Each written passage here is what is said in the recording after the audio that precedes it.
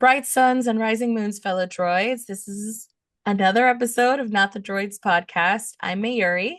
I'm Danny. Today, we're going to be talking about episode 3 of Skeleton Crew, which released on Tuesday, December 10th. Danny, what is the name of the episode? This episode is called Very Interesting as an Astrogration Problem. And when I first saw that, I was very confused, but then I noticed that one of our characters does use that word. Yes, I was like, this doesn't make any sense. And honestly, the first time I heard that word in the episode, I had to turn on the subtitles to be like, what? Is that a real word? The meaning of astrogration is the science or art of navigating a spaceship. So it's a real made up word. The science of safely and reliably traversing space in a starship. Merriam-Webster says it's legit, so it's legit. But no, I loved this episode. I was saying before, they crammed a lot into the 30 minutes. We started back on at Atten. That's right. That was one thing that I really It liked. was kind of jarring the way It they started was, it. but we touched base with all the parents. So we see KB's parents for the first time. We see Numa, who is Neil's mom. We see Undersecretary Farah. I liked that it was clearly from Wendell's point of view, hmm with the kind of like muffled sound and just absent-minded stare. He's planning something. He had that look on his face, like right before they panned out. I'm like, ooh, he's got an idea. Well, I feel like it's like a continuation of last time, right? Because like he told the safety droids or whatever that like his son was on a starship. But when you're listening to the other parents in the room in that moment, they're saying like the safety droids will find them, they will be home, Mhm. it will be fine. I think This it's I the difference between Wendell being like, no, that was a starship. He Yeah. gone. They're gone, and they're like, because Farah was like, I used to get lost all the time and run off when I was a kid. I mean, so they always brought me back. I Like, was no, like, they're no, not on the they're not planet. in the woods. No. Like, they're in outside space. I did pick something up in that conversation where KB's parents mentioned that they have a medical monitor on her, and I It's wonder if a, that's just it is a life monitor. So I'm not sure if that means it's a medical device of some sort or something that just like kind of tracks her and monitors where she is regularly. because she's wearing the headset, and I wonder if And she that's wears it part of all the it. time. So I'm curious if it's just something that like she has and that her parents know, like, hey, she always has it on and monitors her like stats, or if it's an actual medical issue. So I think it might be a medical issue because later on in this conversation, when the safety droid confirms that they have left the atmosphere, hmm um, they start freaking out when they're like, well, we can't communicate with the Republic. So, and they're just like, no, our daughter has a medical Yeah. like situation. And so I was like, oh, I wonder if she wears the headset as part of them tracking how she's doing on the planet to make sure if she's having like a medical emergency. Or if it's actually a medical device and we just see it as a headset. Yeah, so that's where it's like I got kind of worried. I was like, if does KB actually have, because like that's one thing you don't think about in these like space movies, right? Like where if they have a medical situation and they end up in an unknown place, like what do they do? hmm And Atten is such like a day-to-day place. Like they live in like cookie cutter suburbia. So like they have things to account for that. Yeah. But like completely removing her from her natural environment if she does have a health Yeah. condition It was would be problematic. interesting that they said that the since they passed the barrier, that they will not risk contacting the Republic. Yeah, it was like the So the way they were Republic doesn't saying know it. where they are. No. Well, so I mean, do they even know what's going on? So they talk about how the supervisor, so they're just like, we've spoken to the supervisor. They've confirmed that they've gone past the barrier, and we are not allowed to communicate outside the barrier. The The statement was, we will not risk. Communication. There's a difference between not allowed and risking it. So they're trying to Yeah. stay hidden.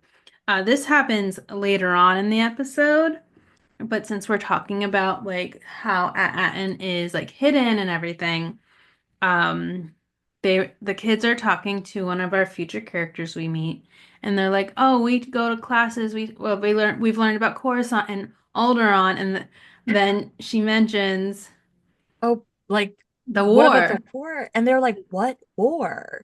Because Alderaan, spoiler alert, Alderaan is no more. I was like, spoiler alert, even I know. Like, that Yeah, is Alderaan is kapluey. gone. So the fact that they're not just hidden, but they don't even have updated news. Yeah, so it's like they didn't know. Also, that war was going on for a very long time. So the fact that they're just like, what war? Mm-hmm. Like, And you could then tell where was it? The our other friend we will talk about soon mentioned that because we're on this at and kick, so I kind of want to keep it all together, even though it's skipping through, was hidden for protection. What are they protecting? yeah. And so, what did Kim say? There was like set 8 or 9 planets. I don't remember the I number. was trying to count in the map, not the map, the like the picture that she Yeah, had, the diagram. the diagram. Um, but yeah, and they mentioned that like Atten is the last one that's still standing. So like, does that mean like what happened to the other ones? They were destroyed. Like the And planet was destroyed. what were they protecting? Yeah, Or hiding? Or what is there that's so important that they are keeping not an entire world hidden and cut off from updated communications? yeah, Kids have never seen the starship. Like they're hiding something. There's something on this planet that is valuable. yeah. And it's not just whims lunch money. Which there's still a lot of. Yes. I'm like, dang, how expensive is lunch on this planet? Honestly, it almost like in my head when I saw, I'm like, oh, it's one for each day. No, he had more than that. I just assumed he went to school for 7 days, so Oh, it was like a handful. Like it wasn't like it was a lot, but I was just like, okay. In my head, I'm like, oh, one credit pays for one, which just feels very expensive. But it depends because like it's in the realm where the kids are now, it's highly sought after. So I think the value is higher there than it is like on at on Atten. Atten, it might be like here's $5. Like Yeah. each one's like $5, whereas like pirates see it as like five thousand Oh, dollars for one or even yeah. more. Just the way they act, it's No. So I like how they like went from that where like parents like scared for their lives and they just like pan to them in like escaping jail. yeah. Um, and I actually really like that like the age of Fern and KB being older than the other two kind of shows up here, where the two of them are like, why are we taking you with us? Like, who are you? We're not supposed to trust you. To Jude Law's character, who finally introduces himself as what is it? Jod Na Nawad? Yes. Which is we find out a lot of names for his Yes. character. Um, but yeah, so I thought this is where it's like their age and kind of skepticism plays in, where they're like, we're not just like gonna trust that you're a Jedi Well, just and they're because you also can use the like, Force. why didn't you escape before we were here? I Like, mean, and this is where I said like no, it kind of makes sense, but it was just shifted. like the fact that like they straight up just called it out. They're like, then why didn't you do this earlier? If you could have gotten yourself out of jail, like why didn't you do it sooner? Yeah.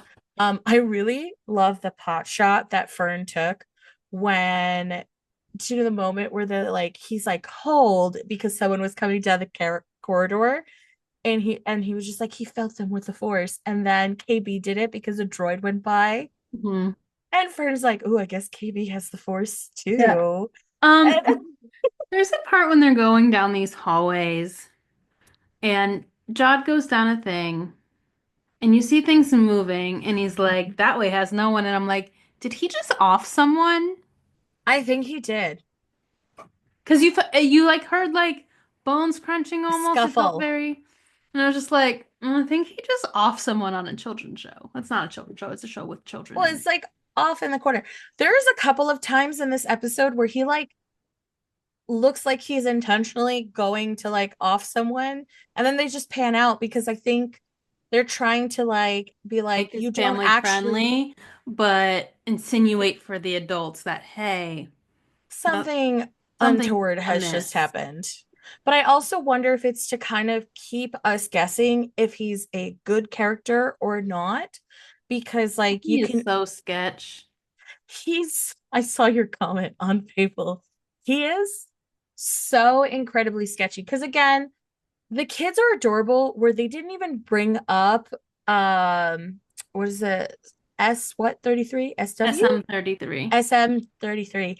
They didn't even bring him up until they got on the ship. And I was like, you wouldn't have brought it up earlier. And I love that they basically forced him to go and get the droid. And then as soon as he's off the ship, Vern was like, okay, so we should go. Yeah, because he's Like, like, don't leave without me. And then he leaves and they're like, okay, so we're leaving without him, right? I know that was hilarious. He's like, don't touch anything and don't leave without me. I also love when women's just like, he's a Jedi, he did all this stuff. You saw him move stuff, and Fern's like, that could be solved, and And and he he's just like, goes, name name one, one and she's thing. like, here's the book. And then at the end, she's like, string, like a really thin string. I really like Fern. But I like that they were just like conferring to whether or not to trust him. Yes. Um, and they clearly, so that's where it's like Fern and KB clearly don't. And that's where I made the comment, like, I love the way that he is acting with the kids. And it's like you don't know if it's because they're a means to his end or if he's being nice because they're children. Right? Like he's kind of caretaking them in the barest sense, where he's like, you need to go to sleep, which this was also a funny moment where Fern was like, I'm not even tired. And then it's just like passed out snoring. Yeah. And that's where it's like he's like looking over them. And in that moment, I was like, I can't get a read. Like he is sketch. He is, Is he looking over was them, or he's just like, I need these kids out of my hair? that's what I'm saying. Is he just kind of being like, I just need to dump them. I want to collect a reward for finding Yeah. them and then just like be on my merry way, So when he goes back to get SM33, he is called Silvo. which we already know who Silvo This is now is. named 2. But we've met Silvo, not just Silvo, Captain Silvo, who Yes. was, as I predicted, the pirate captain from the very beginning of episode one. I am gonna add in that you're not gonna get this reference Probably not. because it's back to Treasure Planet. I need you to watch Treasure Planet. Like, and I know I say that to everything, but I'm like, I feel like you need to watch Treasure Planet because every time, new episode, I'm like, so they call him Silvo. In Treasure Planet, the guy who you quite aren't quite sure, like he takes the kid in, his name is John Silver. Do you think it's purposeful or is it just coincidence? Both? I'm curious just because this it is Treasure Planet is very much pirates and treasure hunting and a kid who joins up with a pirate crew, whereas this one, a pirate joins up with a kid crew. So I'm just like, there's a lot of like little, like, I was like, oh. And it's one of those like forgotten Disney films that like people, it went under the radar for a very long time. And not everyone has seen it, but it's very good. Maybe, and maybe they're kind of bringing that out for the adults that have maybe seen those movies Mm. to kind of be like, hey, like this character is a little sus, and you should probably like be a little wary of him. It just has a Um, Treasure Planet, Treasure Island vibe, which is what Treasure Planet is modeled off of. But I reference planet over island is because it's space pirates, and that is literally what we're living in.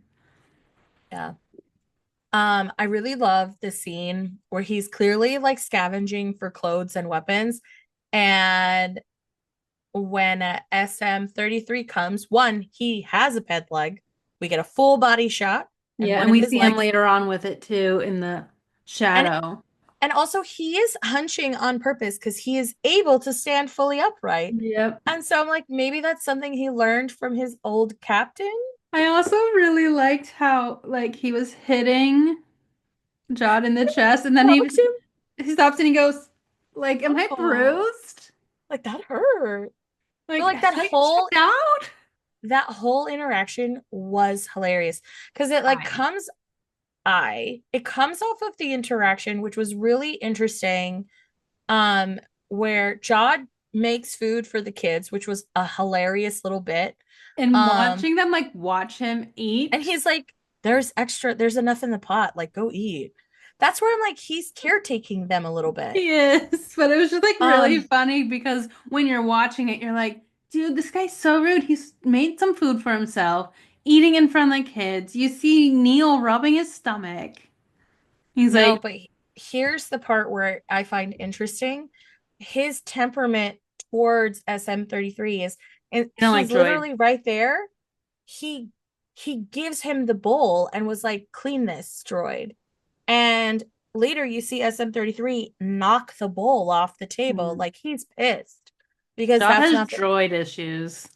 I think he I does because mean, he's, is well, he because he, pissed or have you seen what clean on this ship actually means?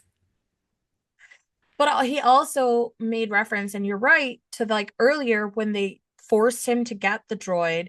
He was like, never trust a droid to do a job. When they're like, well, he knows how to fly and repair the ship, and he's like, we don't need it. Like, you shouldn't rely on a droid. And Yeah, I wonder if that's part of his backstory I somewhere. think so. um so it'll be interesting to see how that relationship, as weird as it is, between Jod and SM-33 develops. Yeah. Because like, the moment, we'll talk about it at the end of the episode, but there was also like a funny moment with SM-33, who clearly does not trust Jod Yeah. at all. I mean, he's right to Well, not he was trust. also like, "You're a Jedi." I don't believe it. Nobody believed. The only person who believed he was truly a Jedi Is was when. Wim. Even Neil, I think Neil was just like backing up his boy, but he That's was what he's like, doing. Yeah, I agree. So Jod takes them to a planet, a moon. a moon. Yes, a moon. And they land and they're coming out of the ship and Wim is just playing on the cargo thing. That was hilarious. That little moment, it's like in the background, right? Because like, Mhm. it's not even the focal point of the scene. But he's like, "What are you doing?" And he's like, "I'm playing." Like, Wim actually just says, "I'm playing." Yeah. And I think he's just like not used to being around kids. Who But actually play. I also like that they inserted that in there to be like, these kids are still kids. Like, These I are feel like kids. they're Yeah. they're doing a really good job of like making them mature, right? Like the moment where KB is like, "I don't think you're a Jedi. Like, it's not probable." Yeah. And he's just like, you could see in his head, he's like, clearly this one is too smart for her own good. Yeah. Um, um, and then in the next scene, they're just like playing with the freaking Yeah. cargo claw thing. I like that he tried to explain to them that he has a weird relationship with Kim, who we meet, and he says stabbed, that she And they might have no stab us in reference the for back. this. And Neil was terrified. He's like, "She's gonna stab us." He's They like, have no "No," reference for, for the term "stab in the back," yeah. right? Like, that is not something that they even know about, which is why I'm like, I hope that Jod is not the reason that they understand the term "stab in the back." That would be so sad. But I do love Kip. And And what does Kim call our friend Jod? um Crimson Jack, which is yet another name, but it's like Yet a very another much name. like like a And pirate name. and I know Silvo doesn't mean silver, but it's very interesting that all of his names have like sound A very color. similar to colors. I don't know. I think maybe that's Crimson. I think that's maybe a coincidence personally. We'll see Prim- until the next planet and his name is Yellow. If he has another name, I hopefully he is done with the names. Do, Like I need no more do we names think for Jod him. is his real name? No, no. That's where I'm just kind of like, he must have one more name. Cause like, so we go through the thing where clearly Kim is a good person. She calls the New Republic, right? That's what they're called now, the Yep. New Republic, because it's after the war, right? Like, Yeah. and they're here to help like rescue the kids and arrest Crimson Jack, who they also Well, it's call the him Crim. X-Wings. Oh yeah. Star Wars Advent Calendar. Oh, I like that you just like have it there. Like just like you do. No, so I like that so here's the thing. I wonder aside from being a pirate, so like the dispatch that she calls also calls him Crimson Jack. And I'm wondering if like Captain Silvo is just like known to pirates, but his like Crimson pirate Jack got a bounty on his head. he's Captain got a Silvo might not, but Crimson Jack does. well, Captain Silvo now has a bounty on his head. From the pirates. And that's where I'm like, Crimson Jack has not a bounty, but like an arrest warrant. So he's like an arrest on sight person. Yeah. And that's where I'm like, maybe Crimson Jack is just his persona, Hmm. um, to everybody else. So that's where I was just like, I like how terrible she was at stall. It was truly awful acting because like I think I think the problem was she got really really excited excited that she got all this information. She's like, "Oh yeah, we can figure this, we can figure this out." And then she like remembered that she's that supposed she to be was supposed to be stalling. stalling. Like, And it was such an abrupt face where she's like, "Oh yes, so many parameters to run," and he was like, "Are you not even gonna try to hide the fact that you're stalling?" nope. But Fern's prefect badge over here gives her ideas. So I wonder.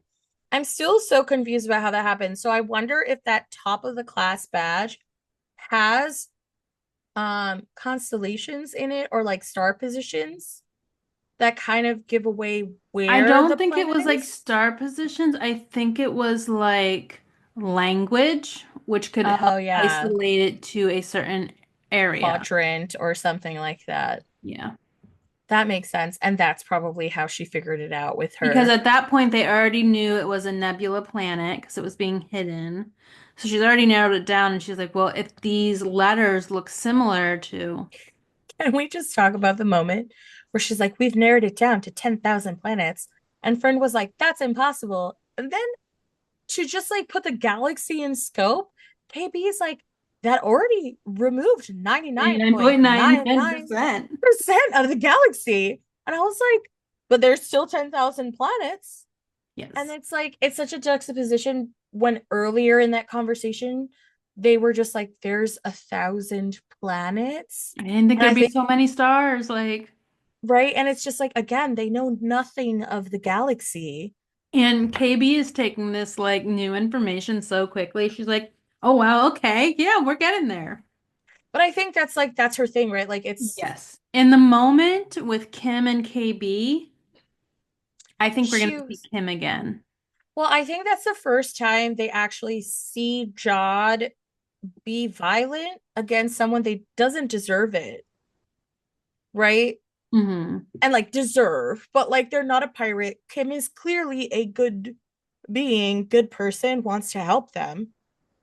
I feel like KB may have related to her, even like outside of that. It's just like, because none of the other kids helped her. No, It they was just only KB. left. I think KB saw herself in her on the intellectual level And like, because I feel Yeah. like KB is very much like a facts, analytics, and that's kind of what Kim is and what she was doing, and she saw herself in it, and then she felt comfortable enough to be like, I don't trust him. Yeah, And that was like, like a cute, like she was yeah, just like, because if you ever need anything. Kim was like, well, what did he tell you to trust your gut? She goes, no, trust your head. Like, trust your Yeah. knowledge. Well, but that's where he was just like, she's too smart, so I have to Mhm. like Yes. lead her in a I different do appreciate direction. that Kim was an owl. I know. It It was a was little so like on the cute. nose about being like the intellectual, and she was an owl. Wise.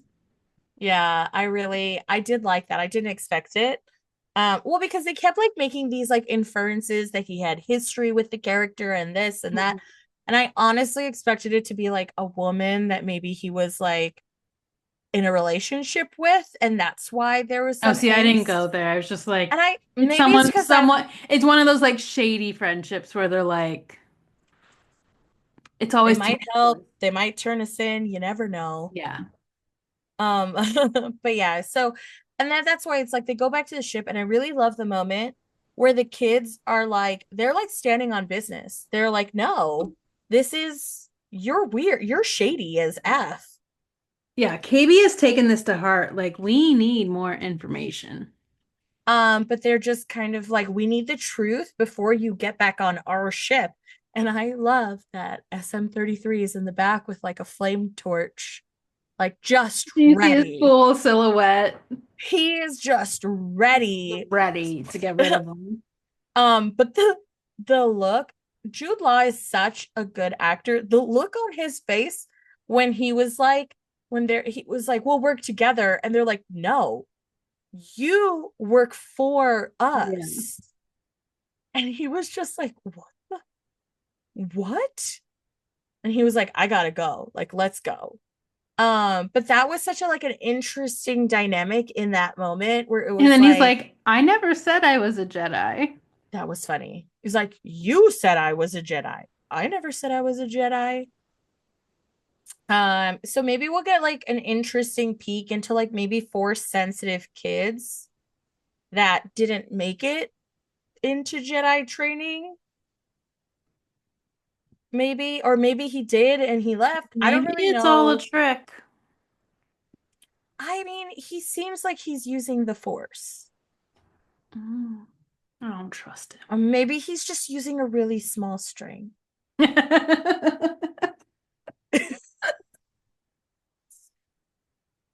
We will see. I like that he threw Fern and Wim in the cannons, Yeah. and they were just like, they were forgetting that like possibly they could kill someone. They were just like, that's my shot. I Yeah. made that shot. I think it would Um, have been different had they actually like taken down the ship. no, They just but I don't. injured. Yeah, I don't think they were trying. Like he even said, just keep them back. Yeah.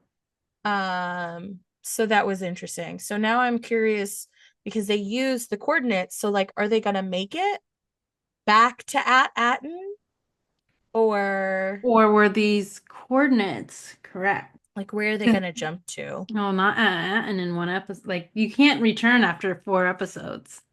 But can't they? How many episodes are there in the series? Like They're like 8? there's 8. So we're Yeah, like we're only halfway. We're halfway. We can't return at the halfway point. That's not a I fun don't know. adventure. Well, so I think Wendell's leaving the planet this next episode. I think Wendell is gonna try. Well, he has to find a starship. Where is he gonna find a starship? And I think he's gonna try and communicate off world somehow. So Mhm. whether there must be He has a somewhere, plan somewhere and something's gonna happen. yeah, there must be somewhere that he can do that. I think maybe they won't hyperspace like all the way to at end, but to the right quadrant, like where it's They'll be, I think they're going to be trying to head there, they'll but be they're going to have to make stops along the way, whether that's the ship's needs parts or they're out of fuel or something's going to happen that's going to cause them to stop. Because I think we're going to get a new stop every episode. And also, are they going to get back in one season? oh, We don't have to return after one season. that's true. That's not a thing we have to do. we have not been told that this is a one-off series. So the other thing is, because Jod, when they pushed him and pushed him and pushed him for the truth of who he was just kind of like, I'm like you, I'm lost, I'm alone. And And maybe it's because like maybe we'll find out more and we'll like, we will. yeah, because maybe he was like taken as a child for training or whatever. I'm like stuck on the fact that he can use the force somehow. I also love that even though he said he wasn't a Jedi, he was still misleading them by saying things in like a very like calm, The force is with serene, all of us. yes, you know of the force. I don't trust And you, Jude Law. You are no but that's right. longer Mr. Napkin Face. I don't trust you. Another movie you haven't seen? I think I know that The one. Holiday. Yes, I it's a rom-com from this century. Of course I know it, I've used many references from this century. Thank you very much. but not rom-coms from this century. The Holiday is one of my favorite movies ever. So of course I know Mr. Napkin Face. Um, but yeah, What? so that's where sorry. That's okay. I was just gonna say that my favorite thing I have read about Skeleton Crew this week is that the kid that plays Neil listened to the song Sunshine and Lollipops to get in the mood to play Neil. Neil is so precious Did you throughout see this him roll down that hill when they entire were going episode. back to the Oh ship? my God, yes. I can't even tell you throughout this entire episode, this child was just a joy to watch when they were trying to escape and he got distracted looking at the pirates so that Jod had to come and like physically move his body. Yeah. And then when he had to fly the ship, me, me, and he's just like screaming the whole time. Um, but that's why, like, I honestly, Neil is like the nice comedic relief, and like I think he's also very much like that kid where it's just like he has like the purest responses to Yeah. everything. Yeah. His Whereas like lying does not come natural. no, no, though the hair is a thing. You sent the because I was like wondering how they filmed it. You sent the video that they posted, and I think it's so cool that they like use both a puppet. They use so many different things to Mhm. actually get the interaction with Neil to be as authentic as possible. And I think that's why it comes through as like such Yeah, a so wholesome it's character. ILM is who works on a lot of the Star Wars stuff, and they are the people behind this creation. So I got to see some of that stuff at D23. So it's really cool. Like definitely like check them out. Yeah, Because they have to have I like someone know. that moves the trunk and the eyes, and then an actor being And the that bot. Like it's a mouth. lot. There's a mouth. They have like full Mm-hmm. remote controls. It's like kids play video games because one day you could work for this kind of company and have the dexterity to operate an animatronic. I'll share some of the videos from ILM next week on the pod page. Yeah, no. So it's been 3 episodes. Do you have a like favorite or a winner for this episode for you of the kids? I think KB is winning this episode. I She think is so. questioning everything. She is listening to who she believes she should listen to, as in Kim, like Yeah. taking Well, her so advice and like using it immediately. Like they get back to the ship, she's like, whoa, whoa, whoa, whoa. I'm before using we my go head any, now. I don't use my gut like you said. Kim was right. I need to do what I think is right. yeah, no, I agree. Of all of them, poor Wim is just living in his story pad. Wim comes off as the youngest of this crew. I think he might be. And it could just be even if he and Neil are the same age, he Neil is is an older emotionally, brother. yes, so he is emotionally younger whereas Neil has had responsibilities and that sort of thing. So he still thinks a certain Neil way. has three other siblings, and they're all Yeah. younger. So So, no, I love it. that I like love this watching the show holiday so much. special. Huh? That like watching the holiday special. I will never watch that in my entire life ever again. Was a great throw in there though to sneak that in there. I never would have watched it if you didn't put it in the pod list. I was like, oh yeah, cute holiday movie, whatever, let's go. I do love these like snippets and stuff they're releasing as the episodes roll out. And I'm hoping that they do like an in-depth behind the scenes. Like I said, I keep pushing this because I'm like watching it. I'm like, it's such a cute show. It is. I am enjoying it immensely. And I honestly think that like you don't really need any Star Wars knowledge to watch it, which is really No. nice. I think it's really nice So the go way they watch reviewed. it. It airs Tuesdays at 9 p.m. Eastern. I am gonna add, I got a book recently, thanks to Insight Editions, and it felt perfect for this podcast because it's all about the creatures of Star Wars. So it is volume one, but it had a bunch of the creatures from the Young Jedi Adventures, and I I wish was I gonna had this. say, is that like your intergalactic creature guide? It is. It is, and I wish we had this when we started season one. And It's I'm gonna be curious to useful. see once we get into season two what is in here. Because I did look up some of the creatures and they're in here, but this is from Insight Editions, volume one. I hope there's more. The artwork is gorgeous, but Yeah, it looks really nice. I wanted to any other creature, Star Wars people, perfect holiday gift. Awesome. Well, as always, we're not the droids you're looking for. But we're the droids you're gonna get.